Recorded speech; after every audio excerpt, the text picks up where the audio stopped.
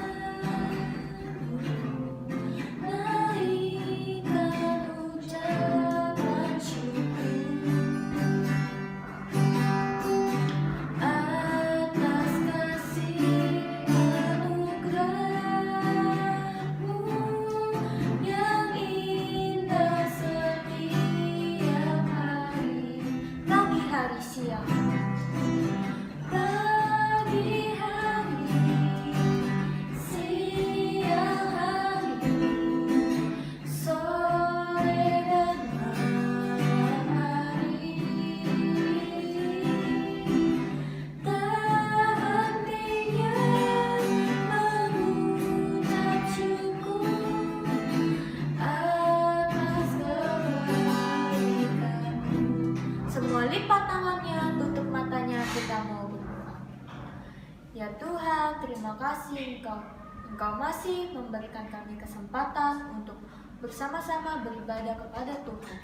Ya Tuhan, Engkau pimpin supaya kami dapat mengerti firman Tuhan yang diajarkan pada hari ini. Hanya di dalam nama Tuhan Yesus kami berdoa. Amin. Halo adik-adik, sekarang kita mau mendengarkan firman Tuhan. Sebelumnya kita mau berdoa dulu. Semuanya lipat tangannya dan tutup matanya, kita mau berdoa. Tuhan Yesus, terima kasih untuk kasih Tuhan sehingga kami boleh bersama-sama bersekutu memuji nama Tuhan. Dan juga sekarang kami mau merenungkan firman Tuhan. Kiranya Tuhan boleh tolong kami sehingga kami boleh mengerti. Dan tidak hanya mengerti saja, kami juga boleh melakukan setiap isi dari firman Tuhan. Hanya di dalam nama Tuhan Yesus Kristus kami telah berdoa. Amin.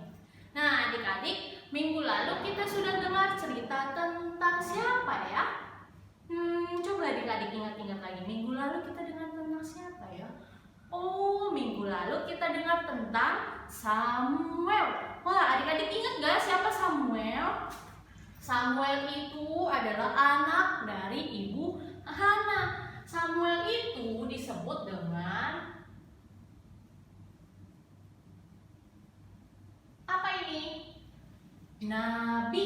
Apa itu nabi, Ci? Nabi itu orang yang, bentar Cici tulis ya.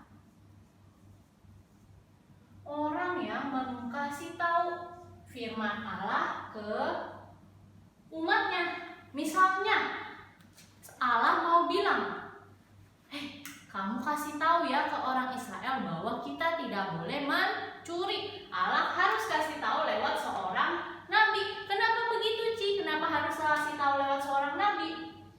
Adik-adik ingat gak cerita beberapa minggu yang lalu bahwa Allah kita itu adalah Allah yang kudus, sehingga Allah tidak bisa langsung berbicara kepada umatnya, sehingga Allah butuh seorang nabi yang nanti akan kasih tahu ke umatnya. Nah, nabi ini adalah Samuel. Nah, pada satu hari orang-orang Israel datang ke Samuel. Samuel, kami mau minta satu orang raja. Wah, gimana tuh Samuel? Samuel langsung kesal. Kenapa Samuel kesal? Karena apa sih arti raja itu? Raja itu artinya seorang pemimpin. Mereka minta seorang raja. Supaya apa? Mereka bilang begini, kami mau seorang raja yang memimpin kami supaya kami sama seperti bangsa-bangsa lain. Padahal Samuel sudah bilang ke mereka bahwa yang memimpin kamu ini Allah yang membawa kamu keluar dari tanah Mesir, Allah yang menolong kamu mendapatkan kota Kanaan sehingga kamu bisa jadi bangsa yang besar. Tetapi kamu malah minta seorang pemimpin yang manusia, padahal harusnya Allah lah yang memimpin. Maka Samuel marah dan Samuel pun bilang ke Tuhan, Tuhan, bangsa Israel ini minta seorang pemimpin. Tetapi apa kata Tuhan? Memang yang mereka mau itu salah. Mereka meminta pemimpin supaya sama seperti bangsa lain. Padahal Tuhan bilang, kamu ini harus kudus. Kamu ini harus berbeda dengan bangsa yang lain.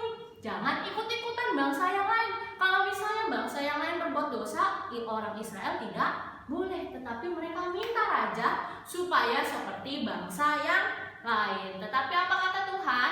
Tuhan bilang, ya, berikanlah mereka raja. Hingga suatu hari Samuel mengumpulkan orang-orang Israel disuruh ngumpul di satu tempat. Lalu Samuel berdoa kepada Tuhan, Tuhan, yang mana yang mau jadi raja? Lalu Tuhan kasih tahu Samuel, yang itu tuh dari suku Benyamin. Oh, dari suku Benyamin itu ada yang badannya paling tinggi. Orang lain hanya setinggi pundaknya. Siapa namanya? Namanya adalah Saul. Kalau Saul setinggi ini, maka orang-orang lain hanya setinggi ini saja. Lihat tuh, Saul badannya sangat besar sehingga dia terlihat cocok untuk jadi raja. Gimana sih harusnya jadi raja? Badannya besar, dia bisa berperang, sehingga Saul adalah seorang yang cocok untuk jadi raja. Lalu Samuel pun mendoakan Saul untuk jadi raja. Nah, ketika Saul sudah menjadi raja, gambarin dulu ya, panah. Ketika Saul sudah menjadi raja, Saul berkali-kali memimpin orang Israel untuk berperang. Kira-kira Saul berhasil gak ya? Saul berhasil. Karena apa? Karena Allah menyertai Saul. Nih.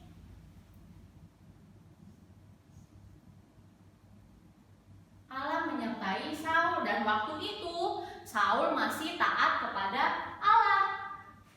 Tetapi pada satu kali, waktu Saul sudah merasa, wah, saya ini seorang raja, saya mau nanti anak-anak saya juga jadi raja, jangan sampai orang lain yang jadi raja. Lalu Saul mulai sombong karena dia pikir dia adalah raja yang hebat. Maka tidak boleh ada orang yang menggantikan Saul kecuali anak-anaknya Saul. Nah, satu ketika Tuhan bilang kepada Saul untuk melakukan sesuatu, tetapi Saul malah tidak menuruti perintah Tuhan. Saul melanggar perintah Tuhan sehingga Saul berbuat dosa. Nah, setelah Saul berbuat dosa, Tuhan tegur tidak? Tuhan tegur lewat siapa? Lewat Samuel. Dia bilang, Saul, kamu sudah berdosa.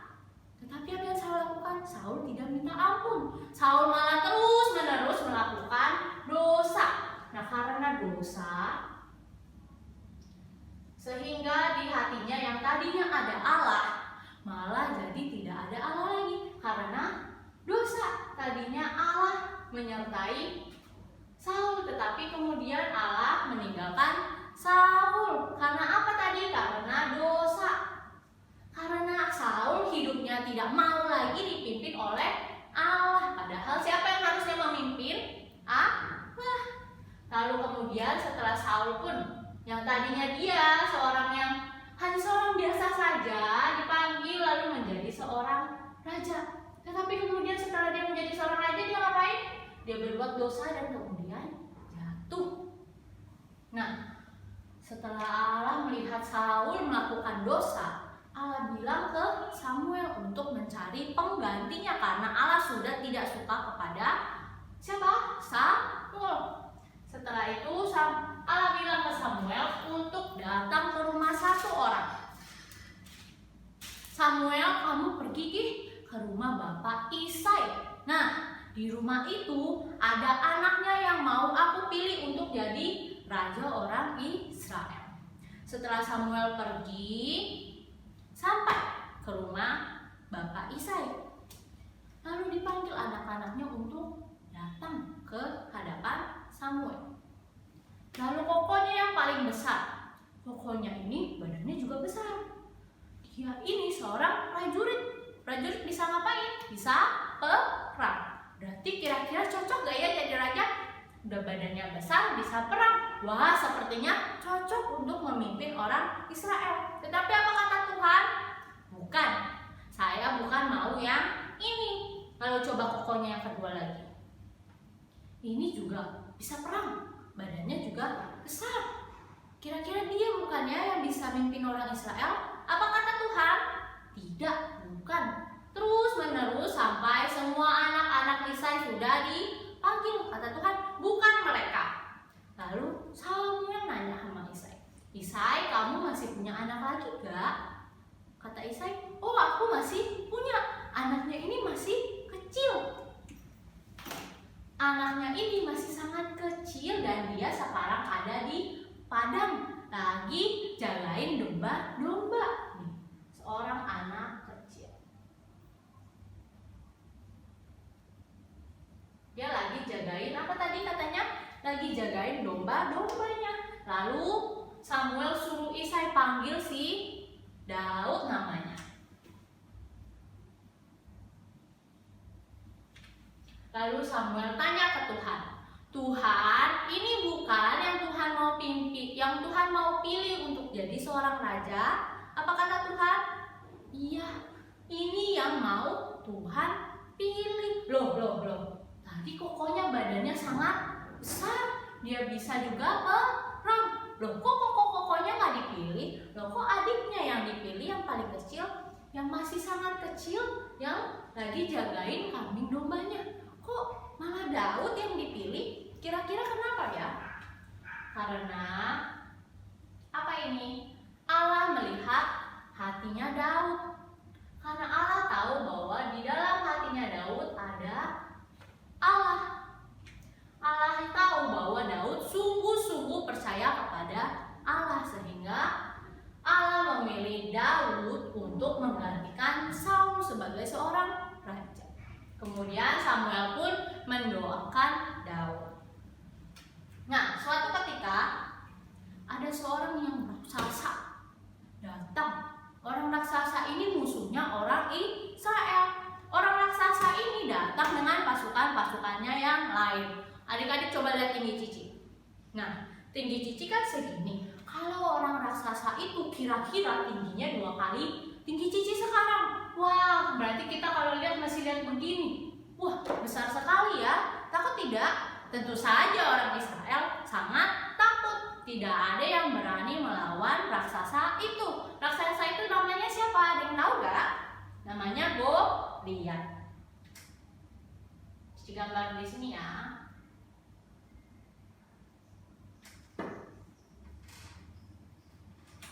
Goliat ini datang untuk ngapain? Untuk ngajak orang Israel berperang.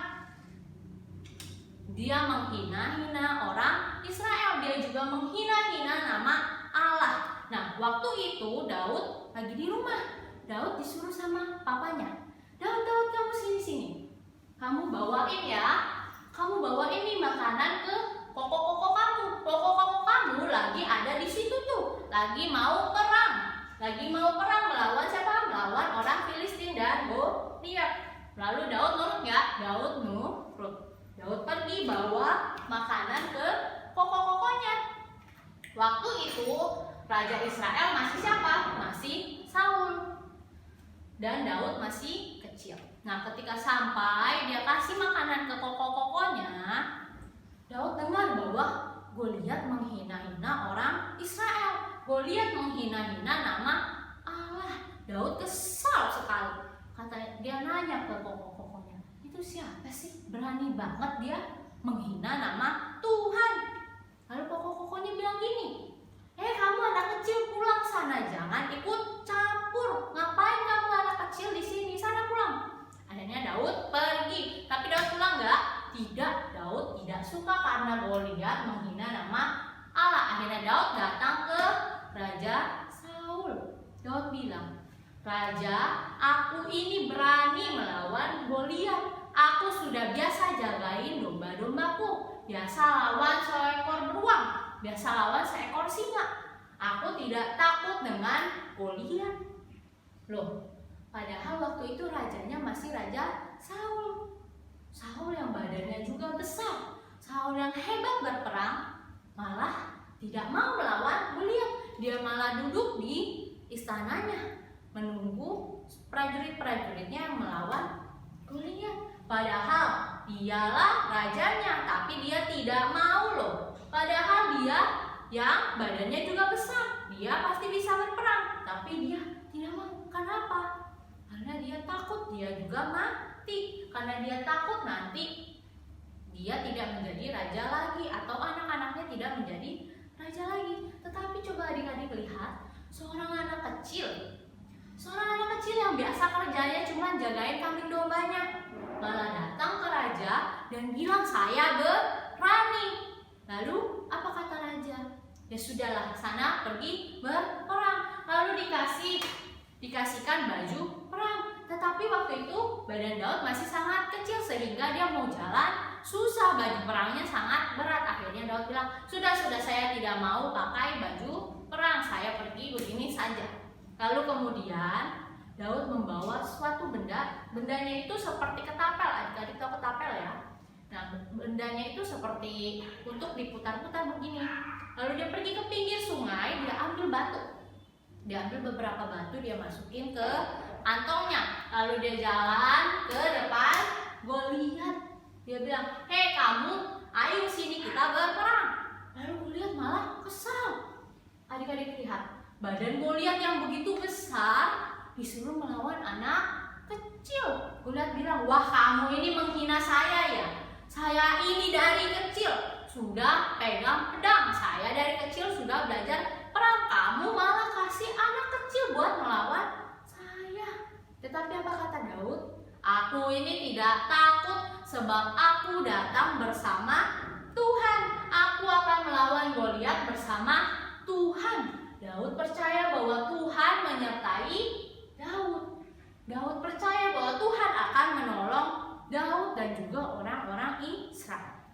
Kemudian tadi batu yang ada di kantongnya dia keluarin dan dia diputar-putar dan dilemparkan ke Goliat, dan ternyata batu itu sampai ke sini nih, ke jidatnya Goliat. Batunya itu masuk ke dalam kepalanya Goliat. Coba adik-adik pegang kepala adik-adik. Keras gak kepalanya? Keras. Tapi batu yang dilemparkan seorang anak kecil ini bisa masuk ke kepala Goliat dan Goliat pun jatuh.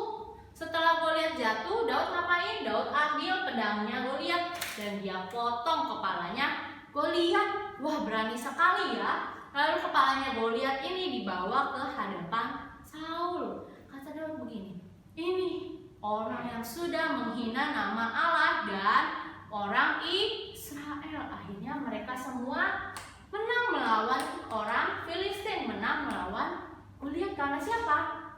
Karena seorang anak kecil yang percaya bahwa dia dan orang Israel pasti dipimpin oleh Allah. Nah, setelah itu semenjak ini Daud dipanggil oleh Saul untuk menjadi seorang prajurit, untuk menjadi pemimpin dari begitu banyak prajurit-prajuritnya orang Israel. Nah, semenjak ini juga Daud belajar berperang dan semakin hari semakin perang, wah semakin jago. Dan satu ketika setelah Daud sudah besar ya, Daud pulang dari perang, orang-orang pada keluar teriak, wah Saul mengalahkan beribu-ribu musuh, tetapi Daud mengalahkan berpuluh-puluh ribu musuh. Saul yang dari istana dengar, apa katanya? Saul ini mengalahkan beribu-ribu musuh. Cuma dibilang beribu-ribu, tapi dia mana bilang Daud berpuluh-puluh ribu. Saul kesal. Saul sangat marah. Kenapa Saul marah? Saul takut bahwa nanti kalau orang Israel suka sama Daud gimana?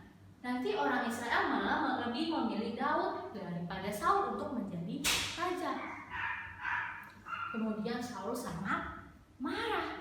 Dan ketika Daud datang ke istana Saul untuk bermain kecapi, adik-adik kalau tidak tahu kecapi nanti adik-adik boleh buka Google, adik-adik lihat. Kecapi itu musik yang seperti ini mainnya.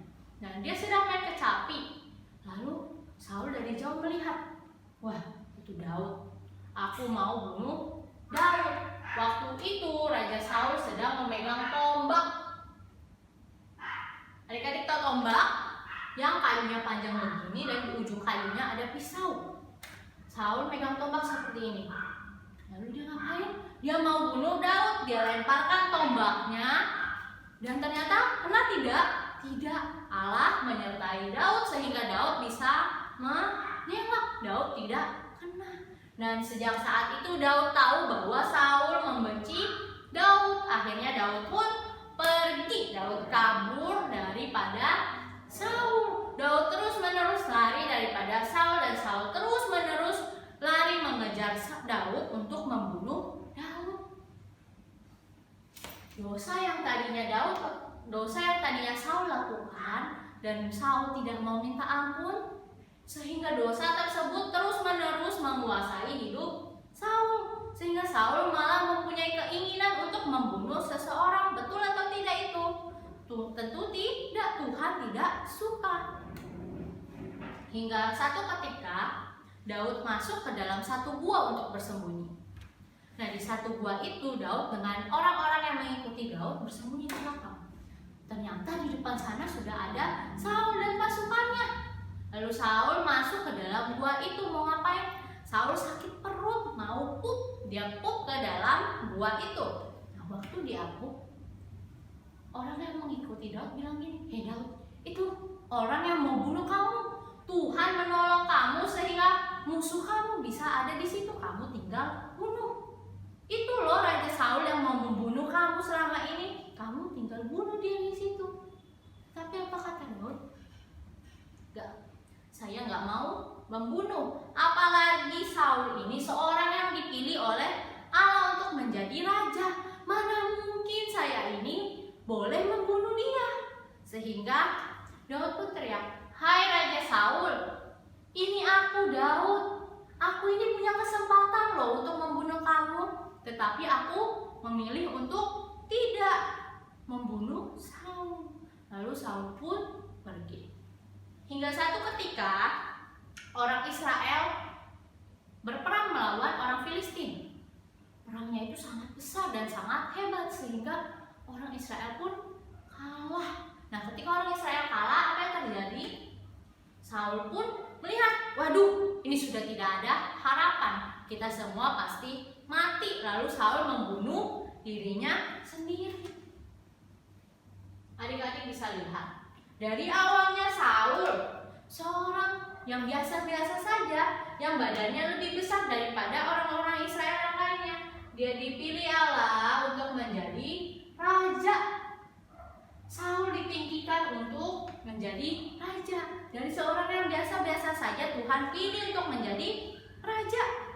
Tetapi ketika Saul melakukan dosa, Saul tidak mau minta ampun atas dosanya, sehingga dosa tersebut mengikat Saul, sehingga Allah tidak mau lagi menyertai Saul. Maka apa yang terjadi? Ia jatuh. Allah yang tadinya meninggikannya menjadi raja, akhirnya Allah menurunkannya sehingga ia mati, sehingga dia tidak menjadi raja lagi, sehingga bukan anak-anaknya yang menjadi raja. Karena apa semuanya ini? Karena dosa. Karena Saul tidak mau dipimpin oleh Allah, padahal harusnya Allah lah yang memimpin umat Israel dan Allah juga lah yang harusnya memimpin hidup Saul, tetapi Saul tidak mau dipimpin oleh Allah. Nah, lanjut lagi. Setelah Saul mati, orang-orang Israel pada datang ke Daud. "Daud, kamu jadi raja atas orang Israel saja, karena Saul sudah mati." Akhirnya Daud pun menjadi raja. Daudnya sudah bukan anak kecil lagi ya. Daudnya sudah besar. Daud pun menjadi raja.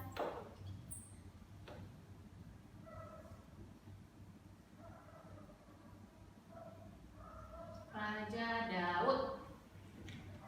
Ketika Daud menjadi raja, Allah menyertai Daud. Daud juga pergi berperang melawan musuh-musuhnya. Allah menyertai Daud dan orang Israel. Allah membuat Daud bisa menang. Semua itu karena apa? Karena di dalam hati Daud masih ada Allah yang memimpin. Daud tahu bahwa harusnya Allah lah yang menjadi raja atas orang Israel. Harusnya Allah lah yang memimpin orang Israel. Maka dari itu Daud merendahkan dirinya, Daud merendahkan hatinya supaya Allah juga memimpin diri Daud. Daud mau bahwa untuk Allah memimpin Daud, setiap langkah Daud sesuai dengan firman Tuhan. Hingga satu ketika Daud bilang ke Tuhan, Tuhan, aku sekarang lagi tinggal di istana nih. Istananya bagus banget, tapi masa Tuhan gak dikasih tempat tinggal ya di sini? Tuhan, aku mau bangun sebuah rumah untuk Tuhan. Aku mau bangun sebuah bait Allah supaya Tuhan bisa tinggal diam di tengah-tengah orang Israel. Tetapi apa kata Tuhan? Tuhan, tidak. Bukan kamu yang akan bangun bait Allah, tapi nanti anak kamu yang akan bangun bait Allah. Tetapi sebagai gantinya, karena kamu sangat mengasihi Allah, Tuhan bilang ke Daud, kamu nanti keturunanmu terus-menerus akan menjadi raja. Kerajaanmu akan terus berdiri. Nanti Daud punya anak digantikan anaknya lagi, terus-menerus Tuhan akan pelihara keluarga Daud. Lalu juga Tuhan bilang, nanti dari keturunanmu akan datang seorang raja yang besar. Siapa raja yang besar? Nanti dari keturunan Daud akan datang seorang Mesias, akan datang seorang juru selamat. Wah, nanti dari keturunan Daud Yesus Kristus akan lahir. Semua ini Daud dapatkan karena apa tadi? Karena Daud membiarkan dirinya untuk dipimpin oleh Allah. Daud memilih untuk terus-menerus percaya kepada Allah. Hingga satu saat ternyata Daud juga mengalami kejatuhan, sama seperti Saul. Setelah berbagai macam hal yang dilewati oleh Daud pun juga jatuh dalam dosa. Suatu ketika Daud sedang di atas. Daud melihat pemandangan sekelilingnya. Wah, di situ ada seorang perempuan lagi mandi. Tapi apa yang Daud lakukan? Bukannya pergi, Daud malah melihat perempuan itu dan memanggilnya. Siapa perempuan itu? Namanya Batsheba. Nah, Batsheba ini seorang istri dari seorang prajuritnya Daud, namanya Uria. Mereka ini suami istri, tetapi Daud mengambil Batsheba. Boleh tidak? Tidak boleh. Apa kata Tuhan? Perintah Tuhan di perintah Tuhan yang ke-10.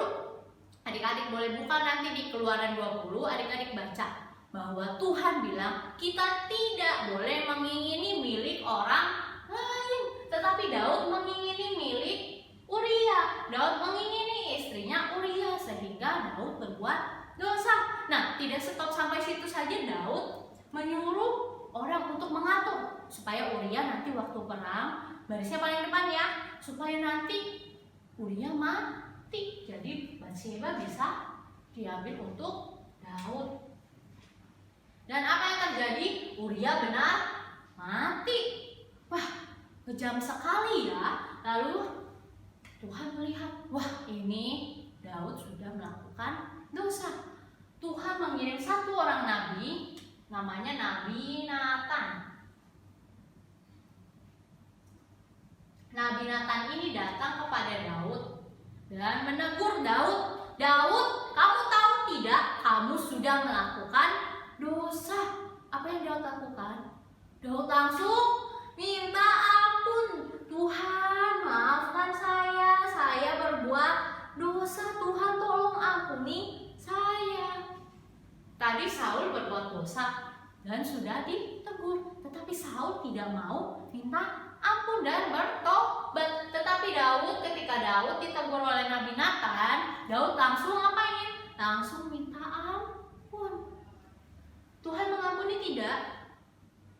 Ya, Tuhan kita itu Tuhan yang sungguh-sungguh mengasihi kita. Tuhan pasti mengampuni dosa kita kalau kita mau memohon ampun dan mengakui dosa kita. Tetapi tidak hanya itu saja, Tuhan kita juga Tuhan yang adil. Adik-adik harus ingat, setiap kita melakukan kesalahan, tidak hanya kita minta ampun lalu selesai, Tuhan mengampuni. Tapi kita juga harus bertanggung jawab. Tuhan harus memberikan hukuman sebagai gantinya dosa kamu. Karena Daud telah mengambil istri orang, istrinya Uria, dan bahkan Daud merencanakan supaya Uria mati.